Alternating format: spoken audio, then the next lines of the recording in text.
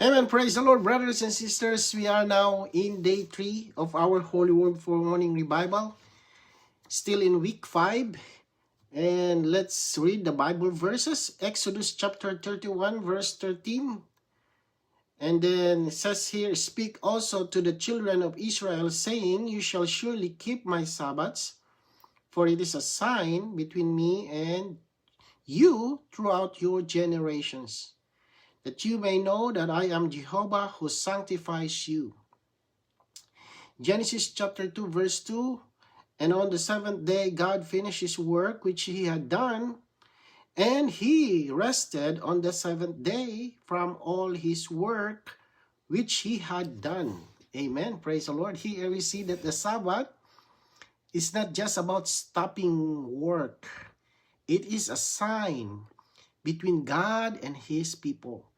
A sign always points, right? Always points to something more deeper or deeper. According to this Bible verse, this sign shows that God is the one who sanctifies us. So it means our being made holy, our transformation, our growth in life, it does not come from effort. It comes from God himself. When we keep the Sabbath, we are declaring, Lord, I stop my own doing. I trust you, right, to do the work in me. Right? So practically, keeping the Sabbath is learning to stop ourselves and then and allow God to be the one working with us. So Genesis 2:2 also, it mentions that, "And on the seventh day, God finished his work, which he had done, and he rested on the seventh day from all his work, which he had done." So God rested not because he was tired, but because his work was finished. So his rest was a rest of satisfaction. So it shows us a principle. God works first, then man enters into his rest. So we are not the ones who initiate the work. God is. Our part is to enter into what he has already accomplished. So the real rest is not you're not doing anything, you're in activity. It is resting in what God has already done and is doing. So let's read the paragraphs here. In Exodus chapter 31, verse 12 to 17, after a long record concerning the building up of God's dwelling place, there is a repetition of the commandment to keep the Sabbath. We need to find way. It is repeated after the record concerning the full revelation of God's dwelling place. When Jehovah called Moses to go up to the mountain, Jehovah first gave Moses the law.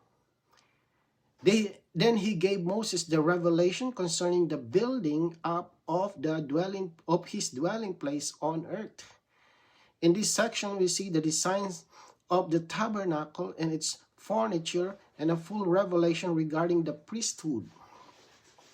There is also a record concerning the builders of the tabernacle.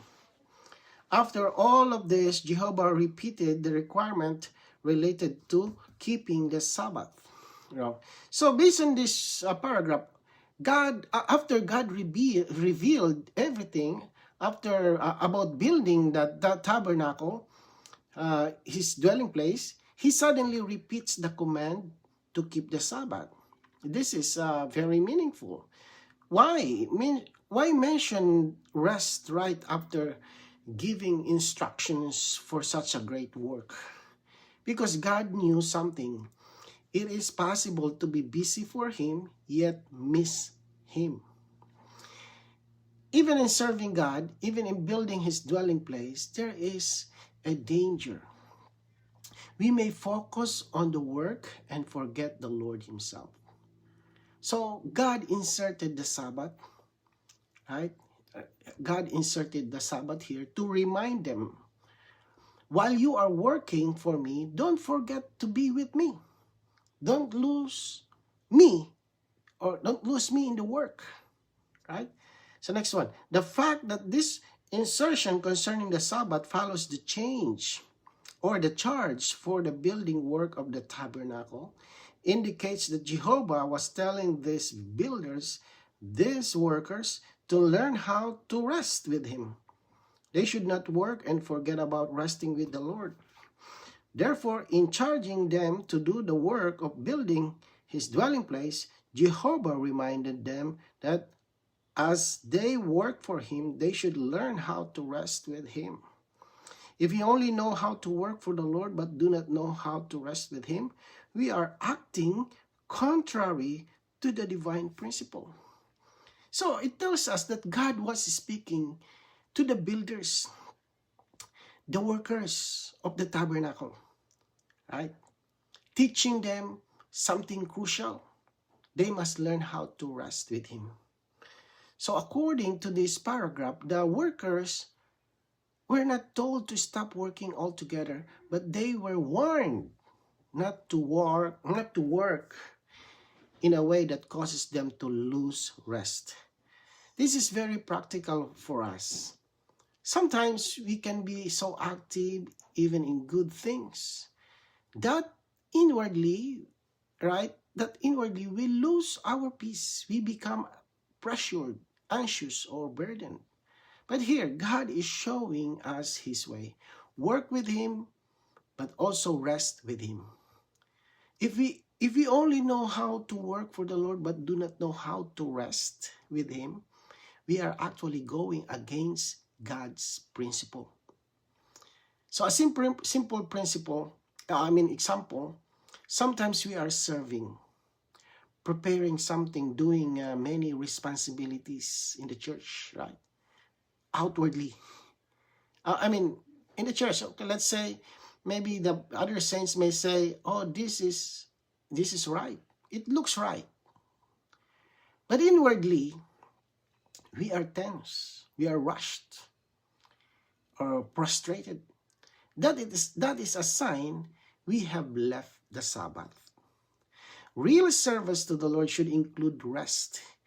Even while we are doing something, there should be an inward sense, Lord, I am with you. You are the one doing this.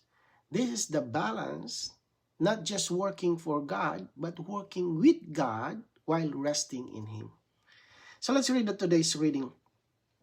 The principle of the Sabbath is not a matter of the day on which it is observed. The principle of the Sabbath is that working with the Lord requires that we learn how to rest with him. Some may think that the significance of the Sabbath is merely to cease from work. This is not the real meaning of the Sabbath in the Bible. The Bible emphasizes that the fact that God rested on the seventh day. So the Sabbath is not mainly about a specific day like Saturday or whatever day. It is about learning to rest with the Lord while we work with him. So some may think the Sabbath only means stopping work, just stay in the house. It's like, if you stop to work, you should just stay at home and just sit down, don't do anything. Right? But the Bible shows that God rested because his work was finished. His rest was a rest of satisfaction. So for us, this means even while we are serving, we should not feel pressured or burdened. Instead, inwardly, we have peace knowing. We have peace knowing, right? Lord, you have done everything. I am just with you. So the real Sabbath is not just ceasing from work or activity. It is resting in the Lord and enjoying him even while we are active. Let's go to the next paragraph. According to the book of Genesis, to God the Sabbath is the seventh day, but to man it is the first day. In 6 days God created the heavens, the earth, and everything necessary for man to exist for the fulfillment of God's purpose. After all things were made, man was created on the 6th day. This means that as soon as man came forth from the creating hand of God. This means that as soon as man came forth from the creating hand of God, his first day, which was God's seventh day, was about to begin. Thus, what was the seventh day to God was the first day to man.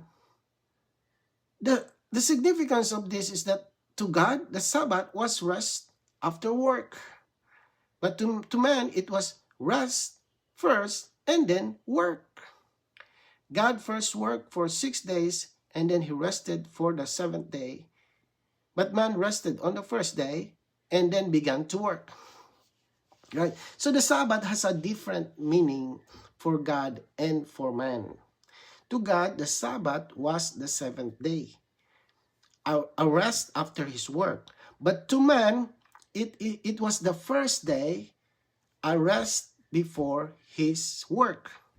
So man was created on the sixth day. And immediately, his first full day was the seventh day. The Sabbath, man was created on the sixth day. And immediately, his first full day was the the seventh day, which is the Sabbath, right? So this means man began not with working, but with resting in what God had already finished. So the significance is very clear. God works first, then rest. But man rests first, then works. So this shows us that our service to God should never begin from our own effort. It must begin from resting in Him, enjoying what He has done, and then working out from the rest. So let's read the next one. In Exodus chapter 31, verse 12 to 17, we see that the builders of the tabernacle were charged not to begin working until they had rested with Jehovah and had been refreshed. Then they could work for Him and with Him. However, this work would not go on continuously. Rather, it would be a work in intervals for 6 days of labor and 1 day of rest. With every interval, the beginning is a day of rest, followed by 6 days of work. Then, there would be another interval beginning with rest and continuing with work. So the builders of the tabernacle were not allowed to start working right away. First, they had to rest with Jehovah and be refreshed. And only then could they work for Him and with Him. So also, their work was not continuous. It followed a pattern. 6 days of work and 1 day of rest. And each new cycle began again with rest. It shows us a very important principle. Our service should always begin from rest, not from exhaustion, right? Or pressure. So in our experience, we don't just keep going nonstop. We come to the Lord, and then are refreshed by Him, and then we continue. So in this way, our work is not just for Him, it becomes a work with Him in rest. Right? So let's read the next one. We have emphasized that to God, the Sabbath is the seventh day, and to man, the first day. That God worked for man's enjoyment and rest, and that man enjoys what God has accomplished in his work in order to work with God. Man in his first day enjoyed what God accomplished in the previous 6 days. Then in the following 6 days, man worked with God. After 6 days' work, man again first enjoyed what God had accomplished, and then he worked again the following 6 days. This proceeds as a cycle. This cycle is a sign that we are one with God. So we see a repeating cycle. First rest, then work. Right? Man begins by enjoying what God has already accomplished, and then he works with God for 6 days. Right? After that, he returns again to rest. And then the cycle continues. So this shows that God's intention is not for us to struggle or to initiate things on our own. Instead, we first enjoy what He has done, and then we participate in His work. So our Christian life, life should be like the cycle, right? Resting, enjoying, then working with Him, and then coming back again to rest. So the cycle is a sign that we are one with God. It shows that we are not living or working independently, but in union with Him, always beginning from rest and continuing with Him. Right? So praise the Lord. Okay, let's pray. Lord Jesus, thank you that you can begin from rest, not from ourselves. Lord, teach us to enjoy what you have finished and to work with you, Lord, in peace. Keep us, Lord, one with you in these cycles of rest and work. We praise you, Lord Jesus. Amen.